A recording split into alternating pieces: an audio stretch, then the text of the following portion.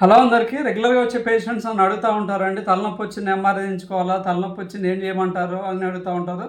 అన్ని తలనొప్పులు మెదడు నుంచే రాదండి, కొన్ని మెడ నుంచి కూడా వస్తాయి. దాన్నే సర్వైకోజెనిక్ హెడేక్ అంటారు. సర్వైకోజెనిక్ హెడేక్ అంటే ఏంటంటే మనకి సర్వైకల్ రీజియన్లో C1, C2, C3 నుంచి వచ్చే స్పైనల్ నర్వ్ రూట్స్ అండ్ ఫేస్కి సప్లై చేసే ట్రైజెమినల్ నర్వ్, ఇవి రెండు కూడా మనకి బ్రెయిన్ స్టెమ్లో అలైన్ అవుతుందండి. దాన్నే ట్రైజెమినో సర్వైకల్ న్యూక్లియస్ అంటారు. సర్వైకల్ న్యూక్లియస్ అక్కడ ఏమవుతుందంటే మనకి బ్రెయిన్ దగ్గర స్పైనల్ నర్వ్ రూట్స్ ఏవైతే వెళ్తాదో అవి ఇరిటేట్ చేస్తూ ఉంటాయి. ఆ ఇరిటేషన్ మూలాన ట్రైజెమినల్ నర్వ్ అనేది కూడా ఇరిటేట్ అవుతుందండి.